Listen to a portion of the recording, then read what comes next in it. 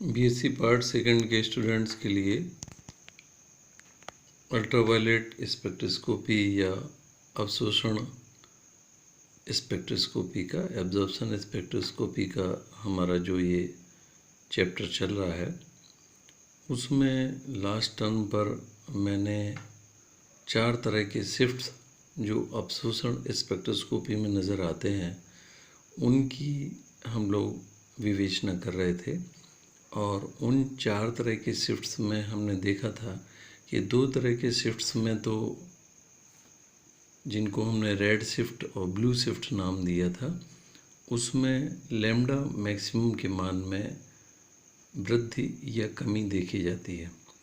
दूसरी तरह के जो 2 और शिफ्ट थे उनमें हाइपरक्रोमिक शिफ्ट या अतिवर्णक प्रभाव और चौथा अधोवर्णक प्रभाव। तो ये चौथा जो हमारा शिफ्ट है ये हम डिस्कस कर रहे हैं। बाद के ये जो दोनों शिफ्ट्स हैं इनमें एप्सिलॉन मैक्सिमम के मान में कमी अथवा वृद्धि देखी जाती है। एप्सिलॉन मैक्सिमम का मान में यदि वृद्धि होती है तो हमारा जो एब्जॉर्प्शन स्पेक्ट्रम है उसका जो कर्व है वो ऊपर की ओर जाता है, जबकि एप्सिलॉन मैक्सिमम के मान में यदि कमी होती है तो हमारा ये जो एप्सिलॉन का जो कर्व है वो हमारा नीचे की ओर आता है। तो पहले 2 शिफ्ट में राइट हैंड साइड में या लेफ्ट हैंड साइड में शिफ्टिंग होती है और बाद के दोनों शिफ्ट में अपर डायरेक्शन में या फिर लोअर डायरेक्शन में शिफ्ट होती है। तो ये एप्सिलॉन मैक्सिमम के मान की लोअर डायरेक्शन में या नीचे की ओर, अधो का मतलब होता है, अधो का मतलब नीचे की ओर आना, तो अधोवर्णक प्रभाव ये कहलाता है। इसमें जो बैंड की जो तीव्रता है उसमें कमी आती है। इसको हम लोग देख लें। यदि कोई प्रतिस्थापी या समूह या फिर परमाणु है, प्रतिस्थापी समूह भी हो सकता है या कोई अकेला एटम भी हो सकता है, वो बैंड की तीव्रता में कमी उत्पन्न करता है तो यह प्रभाव है अधोवर्णक प्रभाव कहलाता है। तो इसको हम अधोवर्णक प्रभाव कहते हैं, अर्थात एप्सिलॉन मैक्सिमम के मान में इसमें कमी आ जाती है। तो यहाँ पर है, फिर से हम रिवाइज कर लेते हैं। एप्सिलॉन को या अवशोषणांक को हम लोग वाई एक्सिस पर प्लॉट करते हैं और जो लैम्डा मैक्सिमम है, जो तरंगदैर्घ्य मैक्सिमम है, जो अवशोषण का लैम्डा मैक्सिमम, उसको हम लोग एक्स एक्सिस पर प्लॉट करते हैं। तो ये जो चीज़ है एप्सिलॉन मैक्सिमम में कमी को होने पर है, ये नीचे की ओर हमारे इसको कर्व को लाती है। एग्जाम्पल है बेंजीन और क्लोरोबेंजीन के बी बैंड के लिए एप्सिलॉन मैक्सिमम क्रमशः 204 व 190 है। तो यहाँ पर देखिए बेंजीन के लिए जो वैल्यू है वो 204 है एप्सिलॉन मैक्सिमम की वैल्यू, और क्लोरोबेंजीन के लिए है 190 है। तो अब क्लोरोबेंजीन में हमने क्या किया है, बेंजीन के एक हाइड्रोजन परमाणु को हटाकर उसके स्थान पर हम क्लोरीन समूह ले आए हैं।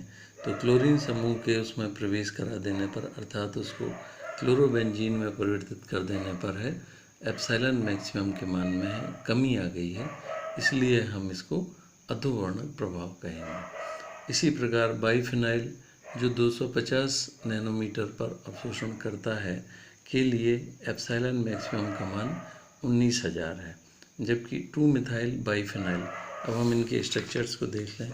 बाइफिनाइल का स्ट्रक्चर है जिसमें 2 फिनाइल समूह हैं, वो इस प्रकार से यहाँ पर हैं, और 2 मिथाइल बाइफिनाइल में ये जो दोनों समूह हैं इसमें मैथिल समूह है वो 2 पोजीशन पर है, वो इसमें जो है प्रवेश करा दिया गया है, और इसकी वजह से 2 मिथाइल बाइफिनाइल का जो एप्सिलॉन मैक्सिमम का मान है वो घट करके 10,225 आ गया है। तो अब एक तरफ हम देखते हैं कि जो बाइफिनाइल है उसके लिए एप्सिलॉन मैक्सिमम का मान 19,000 है, जबकि 2 मिथाइल बाइफिनाइल के लिए 10,250 है। तो इस प्रकार एप्सिलॉन मैक्सिमम के मान में हम यहाँ पर कमी देखते हैं। तो इसमें हम कहेंगे कि हमारा जो कर्व है वो नीचे की डायरेक्शन में आ रहा है, अर्थात एप्सिलॉन मैक्सिमम का मान कम हो जाता है यह कमी मैथिल समूहों के प्रतिस्थापन से अणुओं की ज्यामिति में विकृति के कारण होती है। तो ये जो कमी है वो किस कारण उत्पन्न हो रही है कि अब देखिए मैथिल समूह को हमने किसमें प्रवेश करा दिया। पहले जो बाइफिनाइल था, बाइफिनाइल पूरी तरह से किस तरह का यौगिक था, बाइफिनाइल एक इस तरह का कंपाउंड था जिसमें कि सिमेट्रिकल स्ट्रक्चर है, और 2 मेथिल बाइफिनाइल में अब ये सिमेट्रिकल स्ट्रक्चर ना रह करके मैथिल समूह इसमें प्रवेश करा देने से एक जो फिनाइल समूह है वो बल्कि हो गया और दूसरा फिनाइल समूह ही रह गया। तो ये फिर कैसा हो गया, ये जो मॉलिक्यूल है इसकी जो जो ज्यामिति है वो विकृति उत्पन्न हो गई, अर्थात अब ये समान नहीं रहे, एक हैवी हो गया और दूसरा लाइटर हो गया। तो इस प्रकार से ये जो है इसकी अणु में विकृति के कारण उत्पन्न हो रहा है। उक्त 4 प्रकार के विस्थापनों को अगर हम एक ही चित्र में, तो इसके बारे में शुरू में भी मैंने आइडिया दिया था, एक बिंदु का ग्राफ दिखाकर, अगर आपको याद होगा, तो यहाँ पर हम लोग इसको पूरा एक कर्व के रूप में अगर हम देखें तो इनको चारों प्रकार के विस्थापनों को यहाँ पर दिखाया गया है। वाई एक्सेस पर अवशोषणांक या एप्सिलॉन को हमने प्लॉट किया है, एक्स एक्सेस पर लैम्डा मैक्सिमम को नैनोमीटर में हमने प्लॉट किया हुआ है। तो इसमें हम देखते हैं ये 4 प्रकार के प्रभाव हैं वो दिखाई दे रहे हैं। अधोवर्णक प्रभाव में नीचे की ओर शिफ्ट हो रहा है, अतिवर्णक में है ऊपर की ओर शिफ्ट हो रहा है, अर्थात ये एप्सिलॉन में शिफ्टिंग को प्रदर्शित करते हैं। और रेड शिफ्ट में या वर्णोत्कर्षी विस्थापन में है, ये जो हमारा कर्व है वो राइट हैंड डायरेक्शन की ओर अर्थात लैम्डा मैक्सिमम के मान में वृद्धि हो रही है, और वर्णोत्कर्षी विस्थापन या ब्लू शिफ्ट में है, लैम्डा मैक्सिमम के मान में है वो कमी हो रही है, वो लेफ्ट हैंड की ओर शिफ्ट है वो हो रहा है। तो ये इस प्रकार से इन चारों विस्थापनों को हमने यहाँ पर है एक ही कर्व में इस प्रकार से कर्व को भी हमने ड्रॉ किया है और उसको हमने यहाँ पर पूरा प्रदर्शित किया हुआ है। अब हम नेक्स्ट देखते हैं यूवी स्पेक्ट्रम में एप्सिलॉन मैक्सिमम व लैम्डा मैक्सिमम पर प्रतिस्थापित समूहों का प्रभाव है। तो ये हमने इसको यहाँ पर इसको देख लिया है क्लियरली। अब है यूवी स्पेक्ट्रम ऑफ कंजुगेटेड ईन्स है। तो कंजुगेटेड ईन से हमारा मतलब है अनसैचुरेटेड हाइड्रोकार्बन। ईन हम जानते हैं किसको प्रदर्शित करता है, डबल बॉन्ड वाले कंपाउंड्स के लिए जो सफिक्स है वो ईन होता है।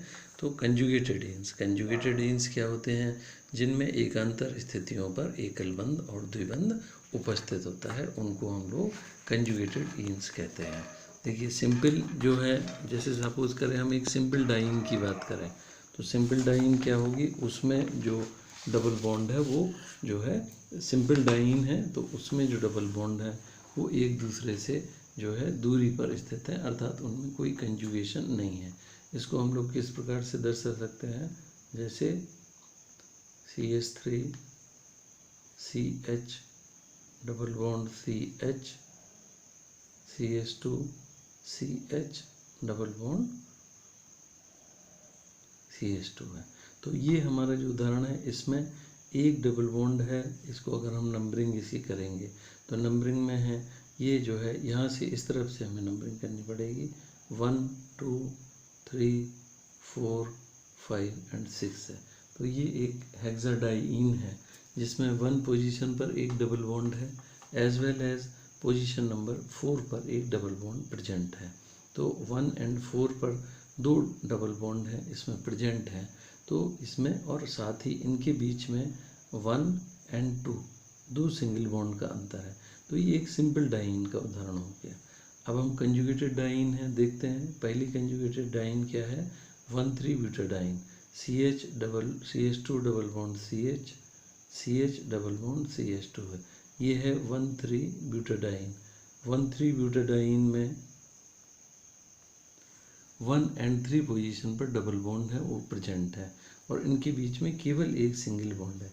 सिंगल बॉन्ड होने से क्या होता है कि इनके ये जो डबल बॉन्ड है ये यहाँ से इनका विस्थापन होने लगता है, और विस्थापन से एक रेजोनेटिंग स्ट्रक्चर है, ये अनुनादी संरचना उत्पन्न होती है, जिसके कारण है ये सारे 1 2 3 एंड 4 चारों कार्बन परमाणु एक तो sp2 संकरित हैं, और sp2 संकरित होने की वजह से एक ही प्लेन में आ जाते हैं, और इनका जो पाई बॉन्ड है इनकी डिलोकलाइजेशन होने लगते हैं या विस्थानीकरण होने लगता है।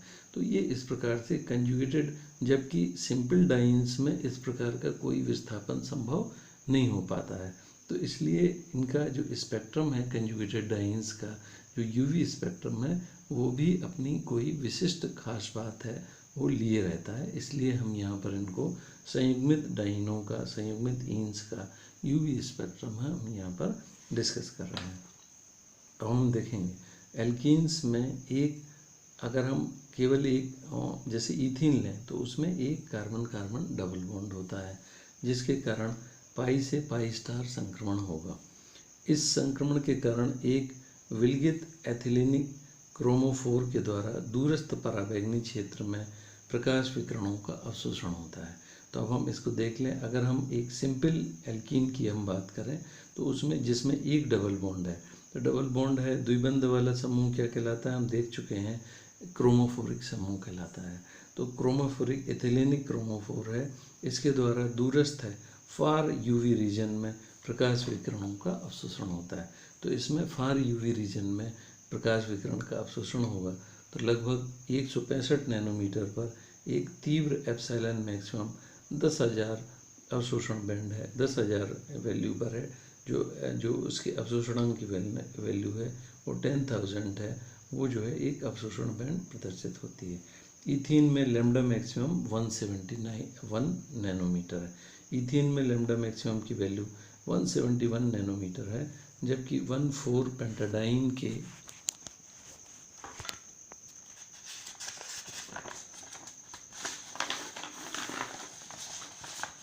लिए एप्सिलॉन मैक्सिमम, लैम्डा मैक्सिमम का मान 178 नैनोमीटर है। तो यहाँ पर हम देखें अगेन 1,4 पेंटाडाइन है, ये भी एक कंजुगेटेड डाइन का ही उदाहरण हो जाएगा। यहाँ पर जो लैम्डा मैक्सिमम की वैल्यू है वो 178 नैनोमीटर हो गई है। जब कोई अणु दीर्घतम लंबाई के लैम्डा प्रकाश का अवशोषण करता है, तो अब देखिए इसमें क्या हो रहा है। यूवी स्पेक्ट्रम में हम यहाँ पर देखेंगे कि चेंज क्या हो रहा है। चेंज में क्या हो रहा है कि जब कोई अणु दीर्घतम लंबाई के लैम्डा मैक्सिमम वाले प्रकाश का अवशोषण करता है, तो इसके होमो का मतलब highest occupied molecular orbital, highest occupied molecular orbital हम पिछले डिस्कशंस में देख चुके हैं कि इस प्रकार के जो मॉलिक्यूलर ऑर्बिटल हैं वो एनर्जी पैरामीटर में लो वैल्यू पर होते हैं, अर्थात कम इनमें ऊर्जा वाले ये ऑर्बिटल हैं। इसलिए इनमें इनको हमने हाईएस्ट ऑक्युपाइड, इनमें इलेक्ट्रॉन्स की जो फिलिंग है वो सर्वाधिक होने की संभावना होती है। से एक इलेक्ट्रॉन ल्यूमो में उत्तेजित हो जाता है, तो इसमें एक इलेक्ट्रॉन है वो लोएस्ट अनऑक्युपाइड मॉलिक्यूलर ऑर्बिटल में है, जिसकी एनर्जी ज़्यादा होती है, तो वहाँ पर ये उत्तेजित हो जाता है। एल्कीन व एल्काडाइन में होमो पाई बॉन्डिंग ऑर्बिटल व LUMO anti pi bonding molecular orbital होते हैं। तो होमो ऑर्बिटल्स को हम लोग बॉन्डिंग ऑर्बिटल्स भी कहते हैं एनर्जी के पैरामीटर के कारण, क्योंकि ये बंध बनाने के लिए जिम्मेवार होते हैं। तथा ल्यूमो वाले जो ऑर्बिटल्स हैं वो एंटी बॉन्डिंग मॉलिक्यूलर ऑर्बिटल होते हैं। इनमें हाई एनर्जी के कारण है वो इलेक्ट्रॉन्स की फिलिंग नहीं होती है। तो इस प्रकार से हम देखेंगे कि जो पाई है, इनमें पाई जो है होमो है और पाई स्टार है वो ल्यूमो है। तो पाई जो होमो है उसकी एनर्जी डेफिनेटली कम होगी और एक्साइट होकर के इनका जो इलेक्ट्रॉन है जब पाई स्टार में जाएगा, अर्थात एंटी बॉन्डिंग ल्यूमो में जाएगा, लोएस्ट अनऑक्युपाइड मॉलिक्यूलर ऑर्बिटल में जाएगा, तो यहाँ पर एनर्जी का ये अवशोषण करेगा, जिससे लैम्डा मैक्सिमम की वैल्यू 171 नैनोमीटर पर है। तो ये ईथीन के लिए हमने दर्शाया है। मैंने आपको बताया था अभी कि ईथीन में जो है ये केवल कोई कंजुगेशन नहीं है, केवल एक डबल बॉन्ड है, जिसमें कि जो है जो लैम्डा मैक्सिमम की वैल्यू है 171 नैनोमीटर पर प्रदर्शित हो रही है। यदि किसी यौगिक में कंजुगेशन है, अब देखिए अगर यौगिक के अंदर संयुग्मन हो गया है तो पाई से पाई स्टार संक्रमण के संगत लैम्डा मैक्सिमम के मान में वृद्धि हो जाती है। तो अब इसमें क्या होगा कि जो होमो, अब हम इसको इसी तरह से कह दें कि bonding and anti bonding molecular orbital में जो लैम्डा मैक्सिमम अर्थात अवशोषण की जो तरंग दैर्घ्य है उसके मान में वृद्धि हो जाती है। वृद्धि क्यों होती है? संयुग्मन के कारण है। संयुग्मन के कारण पाई इलेक्ट्रॉन्स का डिलोकलाइजेशन। हम देखो, मैंने पिछले बताया था कि इसके कारण क्या होगा, एक ही तल पर सारे जो है जो ऑर्बिटल्स हैं वो आ जाते हैं। जैसे 1,3-ब्यूटाडाइन में सारे sp2 हाइब्रिडाइज कार्बन है, जिसकी वजह से इनका डिलोकलाइजेशन या विस्थानीकरण है बढ़ जाता है।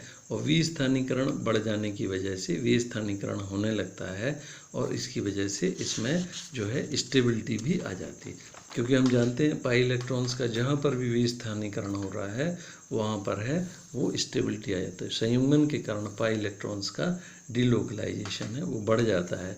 और संयुग्मन क्यों हो पा रहा है? क्योंकि चारों जो कार्बन हैं 1,3-ब्यूटाडाइन के वो sp2 संकृत अवस्था में अर्थात एक ही प्लेन में आ जाते हैं। तो इसके कारण इसका डिलोकलाइजेशन या विस्थानीकरण बढ़ जाता है और उसके कारण है इनके जो लैम्डा मैक्सिमम के मान में भी वृद्धि हो जाती है।